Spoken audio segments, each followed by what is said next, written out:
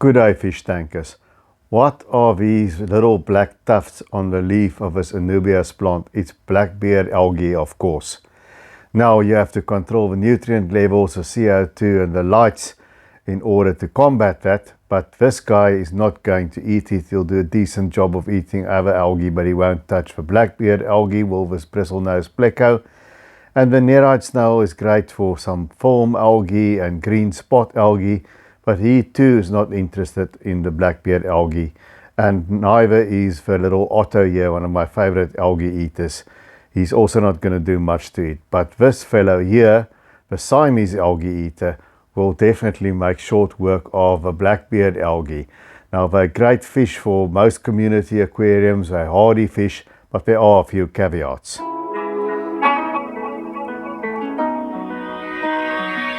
Now, firstly, we have to understand what it is not. This is a Chinese algae eater, notamore mottled dark stripe, and it's got a pronounced sucker mouth, somewhat like a pleco.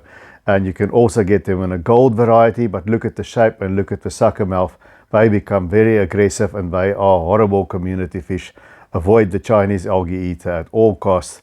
But here are the Siamese algae eaters, the way you see them in the shop, a small little fish with black stripes. And they are great for eating that Black Beard Algae as well as other hair algae. So you often see them in aquascapes such as these, because they help to curtail any of those algae outbreaks, especially in a newer aquarium.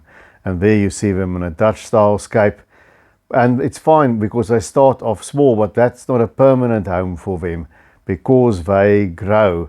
And this is my big one in my 75 gallon, and he's a real fat boy. I called him Bruce after the shark there on Finding Nemo. They grow to about 6 inches or 15 centimeters. And that is quite a lot. So they require a tank long term of at least 55 gallons, 4 foot, 200 liters. Sometimes you can get away with a bit smaller for a single specimen, but they don't have a long-term home in small tanks. That's one drawback of him. I wish we can get a dwarf Siamese algae eater. That would be great. But they are hardy fish. They can take all kinds of water. They're Southeast Asian fish, so they come from softer, more acidic water, but they can take soft acid water to quite hard alkaline water. They'll be fine in that. They do like heavily planted tanks, and they do like good water quality, but they're not too specific, and they will eat algae, but they also eat anything else. All the other foods that you feed your other fish, they'll gorge themselves on, and they're quite efficient at doing that. And here you see I feed them some blanched baby marrows. They like to eat that as well as the ottos. So it's a good idea to feed them vegetable matter, but they don't feed exclusively on vegetable matter. So they're a lot easier to feed and keep healthy when there's no algae than, say, the ottocinclus are. And they get on with other members of the tropical community. They're not aggressive towards fish of other species, maybe a little bit around feeding time. But as you can see, they get on well with the other members of the community. Their temperament is somewhat like that of a red-tailed or rainbow shark, in that they don't seem to bother the other fishes in general. But they do tend to be a bit aggressive towards their own species. And the other thing is, this one is quite fat. And I don't know, because there's a whole community of fish here. If I stop feeding, then the other fish don't get food. So I'm not quite sure what to do with that guy. So if you have any ideas how to slim Bruce, then let me know in the comment section.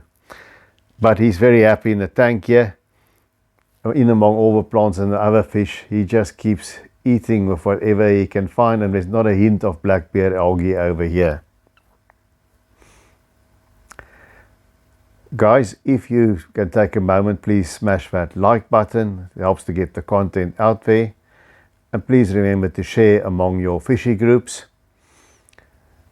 And the Siamese Algae Eater for a larger tank, a larger planted aquarium, is actually a great fish.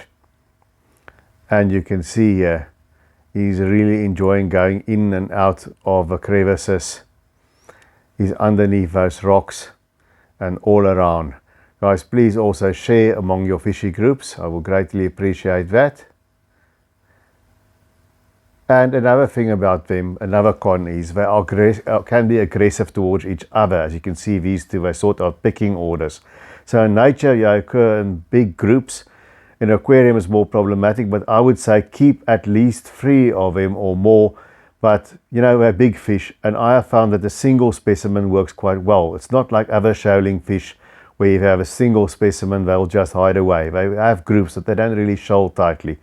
So I would say, unless you have a very big tank, just keep 1 and that'll take care of everything. And another thing about them that's a little bit different is they take the usual tropical temperatures from 24 to 27 degrees Celsius, but they can go a bit lower to 20 degrees Celsius, 68 degrees Fahrenheit. I have it from one hobbyist, Luke Roman. I've got a video there, Luke Roman's fish room.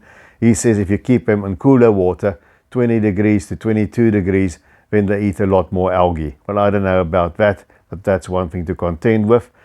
Let's take a look here at Brackenfell Pets, Peter's big tank. That's sort of a rescue center for Siamese algae eaters that's grown too big for their tanks. But now you know you need a big tank eventually for them. And that's it from me, guys. Please remember to subscribe, and until I see you again, take good care of those domestic denizens of the deep.